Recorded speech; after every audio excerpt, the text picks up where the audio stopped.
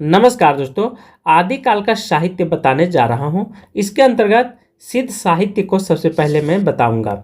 सिद्ध साहित्य होता क्या है, इसे आपको छोटा सा शब्द में बताएंगे ताकि कभी आप नहीं भूल सकते हैं।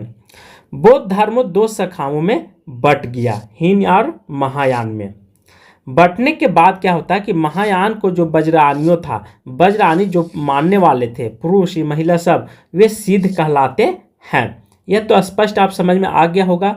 अब यहाँ पे हीन या महायान कभी पूछ देगा कि कब बटा, तो 483 ईस्वी में ये दो भागों में बट गया था। जो बौद्ध धर्म के मानने वाले रहते हैं उसे सिद्ध साहित्य बोला जाता है। अब 483 में बट गया। कब इसका जो सम्मेलन हुआ था, प्रथम सम्मेलन, वो 483 में हुआ था। किसके शासनकाल में? तो अजात शत्रु के शासनकाल में हुआ था। सेकेंड है कि किस स्थान पर? तो राजगिरह में हुआ था सम्मेलन। इतनी सारी बातें आप यहाँ से ध्यान रखेंगे। हीन या महायान दो भागों में तो बट जाता है। उसके बाद जो होते हैं, साधना का निर्माण की प्राप्ति करने वाले व्यक्ति को सिद्ध बोला जाता है। साधना मतलब होता है शक्ति बढ़ाना। हठ योग भी मसाल में जा कर के देखे होंगे कि सिद्ध अपनी सिद्ध को प्राप्ति करते हैं, अर्थात अपनी साधना को प्राप्त करने के लिए रात भर तपस्या करते हैं। ऐसे बहुत सारे व्यक्ति मिल जाते हैं। तो सिद्ध मतलब होता है अपने अंदर में शक्ति बढ़ाना, क्षमता बढ़ाना। ठीक है, तो आप देखे होंगे कभी कभी दुर्गा पूजा के समय भी लोग बहुत सारे सिद्धियां लेते हैं। तो वो क्या करते हैं? अपनी साधना को बढ़ाते हैं, अपनी शक्तियों को अंदर में बढ़ाते हैं, तो उसी को सिद्ध बोला जाता है। मैं गारंटी लेता हूँ कभी आप नहीं भूलेंगे। यदि अच्छा लगेगा तो कमेंट बॉक्स में जरूर लिख करके सेंड करेंगे। सिद्ध ने बौद्ध धर्म के वज्रयान तत्व का प्रचार करने के लिए जो साहित्य जन भाषा में लिखा, वे सिद्ध साहित्य कहा जाता है। जो सिद्धों के द्वारा, ठीक है, बौद्ध धर्म की प्रचार प्रसार करने के लिए लिखा गया, उसे सिद्ध साहित्य बोल दिया गया है। उसे नाम भी दिया गया है, कोई ऊपर से उतर करके नहीं आया है। बौद्ध धर्म का सबसे पवित्र त्यौहार क्या है? वैशाख पूर्णिमा होता है, क्योंकि इसी दिन भगवान गौतम बुद्ध का जन्म होता है और ज्ञान की प्राप्ति भी होता है, जिसे महानव निर्माण बोला जाता है। सिद्धों की भाषा क्या कहलाता है? तो संध्या बोला जाता है। संध्या भाषा का अर्थ होता है अंतरसाधात्मक अनुभूति का संकेत करने वाले प्रतीत भाषा। ये होते हैं संध्या भाषा का अर्थ। जैसे राहुल सकृत्यायन ने 84 सिद्धों के नाम का उल्लेख किया है। किनके द्वारा? तो राहुल सकृत्यायन के द्वारा। बहुत इंपॉर्टेंट है। यह सिद्ध अपने नाम के पीछे कहाँ लगाते हैं? प लगाते हैं। जैसे प्रत्यक्ष कहाँ लगता है? तो प्रत्यक्ष पीछे लगता है। उसी प्रकार सिद्ध साहित्य अपने नाम के पीछे प लगाते हैं, जो आदर्शार्थक पाद शब्द है। पाद का ही रूप है पा। कुछ प्रमुख सिद्ध हैं, जैसे सरहप्पा है, लुइपा है, कन्हप्पा है, डोइपा है, कुकुरपा, सबरप्पा, शांतिपा, तांतिपा। देखिए सब में पापा लगा हुआ है। जैसे प्रत्यक्ष में लगता है उसी तरह यहाँ पे पापा लगा हुआ है। नागा अर्जुन, तिलोपमा, छत्रपा, मलिपा। इससे पता चल जाएगा कि सिद्ध साहित्य है या सिद्ध कवि है। इसी पकड़ना है आपको। पा जहाँ रहेगा वहाँ पे सिद्ध कवि आ जाएंगे या सिद्ध साहित्य। जैसे सरहप्पा, ये क्या है? सिद्ध कवि है। इनका दो नाम है, सरहप्पा भी और सरपाद भी बोला जाता है, और सरोज वर्ज भी इन्हीं का नाम है। राहुल भद्र भी इन्हीं का नाम है। आदि नामों से जाना जाता है। किनको? सरहप्पा को। ये आप ध्यान रखेंगे, बहुत इंपॉर्टेंट है। उसी प्रकार बहुत सारे साहित्य आते हैं, साहित्यकार आते हैं सिद्ध साहित्य के अंतर्गत। अब यहाँ पे सरहप्पा और सरपाद का कुछ तथ्य है, उसे भी समझते हैं। जन्म क्षेत्रीय कुल में हुआ था। कब? 769 ईस्वी में माना जाता है। यह जाति से ब्राह्मण थे। राहुल सकृत्यायन के अनुसार इनका जन्म 769 ईस्वी में माना जाता है। इनके द्वारा 32 ग्रंथ हैं, जिनमें से दोहा कोश प्रसिद्ध है। उन्होंने पाक आडंबर आदि का विरोध किया है, अर्थात सरहप्पा के द्वारा। ठीक है, जैसे इनका पंक्ति गाँव कीजे गाहिला, गुरु बिन ज्ञान न पैला रे भैला। ये सरहप्पा का कथन था। देखिए सबरप्पा और सरहप्पा दोनों सुनने में एक जैसा लगता है, लेकिन यहाँ पे सबरप्पा है, वहाँ पे सरहप्पा था। ठीक है, तो इसको आपको ध्यान रखना है। इनका जन्म क्षेत्रीय में 780 ईस्वी में हुआ था। इनके गुरु सरहप्पा थे। शबरों की भांति जीवन व्यतीत करने के कारण शबरप्पा कहलाए। क्या कहलाए? शबरप्पा कहलाए। जयप्रद इनकी प्रसिद्ध पुस्तक यह माया मोह के विरोध में थे और सह जीवन पर बल देते थे। लुइपा एक कायस्थ परिवार के संबंध रखते थे। इनके गुरु शबरप्पा थे। इनकी साधना का अत्यंत प्रभाव 84 सिद्धों में इनका स्थान सर्वोच्च है। इनकी कविताएं रहस्य भावना प्रधान है।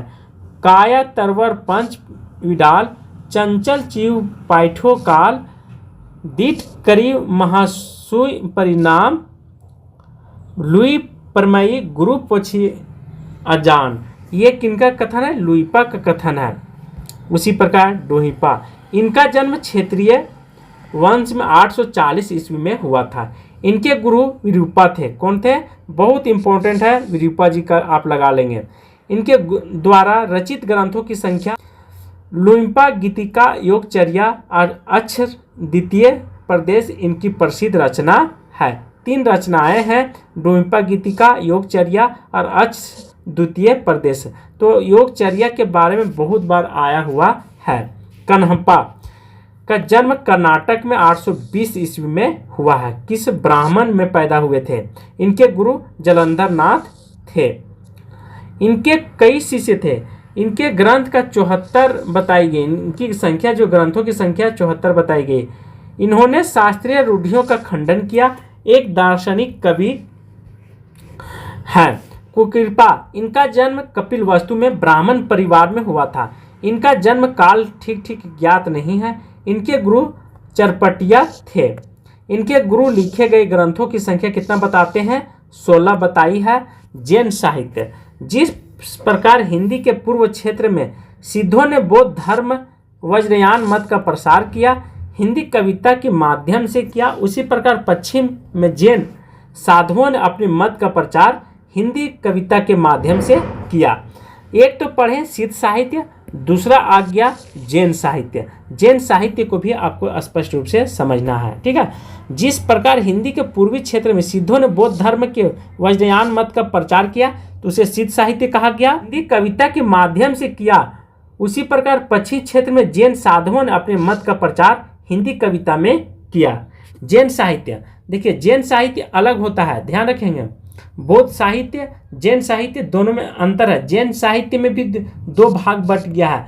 कौन कौन? एक तो कपड़ा पहनते हैं, ठीक है, और एक नंगा रहते हैं। इस तरह से आप देखे होंगे जरूर। जैन कवियों की रचनाएं आचार, रस, फागु और चरित्र आदि विभिन्न शैलियों में प्राप्त होती है। किस किस में? रस के रूप में भी आपको मिलेगा, ठीक है, कहीं कहीं पढ़ने को, फागु के रूप में और चरित्र के रूप में। तो आप कंफ्यूज नहीं कीजिएगा कि यह किस साहित्य के अंतर्गत आता है। तो ध्यान रखिएगा कि जैन साहित्य के अंतर्गत आता है, ठीक है। इनकी रचनाएं जो होता है वो आचार भी कहलाता है। 3-4 तरह से जैन साहित्य ने रचना किए हैं। आचार शैली में घटनाओं का स्थान पर उपदेशात्मकता को प्रधानता दी जाती है। फागु और चरित्र काव्य शैली सामान्यता के लिए प्रसिद्ध है। रस शब्द संस्कृत साहित्य में कीड़ा नृत्य से संबंधित था, परंतु भरत मुनि ने नायक कहा है। किसने? तो भरत मुनि ने कीड़ा नायक कह करके संबोधित करते हैं। जैन साधु ने रस को एक प्रभावशाली रचना शैली का स्वरूप किया। जैन तीर्थंकरों ने जीवन चरित्र तथा जीव वैष्णव अवतारों की कथा जैन आदर्श आवरण के रास नाम से पदबंध किया। 14वीं शताब्दी तक इस पद का प्रचार रहा। इसलिए जैन साहित्य का सबसे लोकप्रिय रूप क्या रहा? रास ग्रंथ रहा। इसलिए बहुत सारे रास ग्रंथ आपको पढ़ने को मिलेगा। तो रास ग्रंथ आप समझ गए होंगे, यह जैनियों का, ठीक है, साहित्य है, इसीलिए इसे रास कहा गया है। इसके बहुत सारे नाम होते हैं। जैन ने बहुत सारे नाम से साहित्य को लिखने का प्रारंभ किए हैं और प्रचार भी किए थे, आचार के रूप में, रस के रूप में, फागु के रूप में, चरित्र के रूप में। ये 4 तरह से। वीर गाथाओं में रास को ही रासो कहा गया है। क्या कहा गया है? रास को ही रासो कहा गया है, ध्यान रखेंगे। परंतु इनके विषय में भूमि जैन रास से भिन्न है। आदिकाल जैन साहित्य में भरतेश्वर बहुरास को ही जैन साहित्य रस का परंपरा का प्रथम ग्रंथ माना जाता है। किसको? भरतेश्वर बहुरास को। इनकी रचना 1184 ईस्वी मानी जाती है, भरतेश्वर बहुरास के। और रचनाकार कौन है? शालिभद्र सूरि है। सर्वकाचार नामक काव्य की रचना देवसेन ने किया था। इनका रचनाकाल 933। यह एक अच्छे कवि के रूप में जाने जाते थे, उच्च कोटि के चिंतक थे। इसका रचना दब साहेब प्रयास नामक काव्य लिखा है। अन्य रचनाएं लघु नयन चक्र है और दर्शन शास्त्र भी है। किनका? सर्वकाचार, ठीक है, एक काव्य है और इनका रचनाकार जो है वे देवसेन है। भरतेश्वर बहुरास, इस ग्रंथ की रचना कौन है? तो शालिभद्र सूरि, बहुत इंपॉर्टेंट है। यह जैन साहित्य रास परंपरा का प्रथम ग्रंथ है। इस ग्रंथ में भरतेश्वर बहुरास का चरित्र वर्णन है। इसमें 205 छंदों का वर्णन किया गया है। सुंदर खंड काव्य चंद्रवाल रास, इसकी रचना आशुक नामक कवि ने लगभग 1200 ईस्वी के आसपास की कवि ने भय सौंदर्य का मनोहर वर्णन किया है। लघु कथानक पर आधारित है। चंद्रवाल रास। स्थूलभद्र रास, इसकी रचना जयदत्त सूरि के द्वारा किया गया है 1209 ईस्वी में। रेवंत गिरि रास बहुत इंपॉर्टेंट है। जितने भी रास हैं ये सबको आपको ध्यान रखना है। इसकी रचना विजयसेन सूरि ने की है।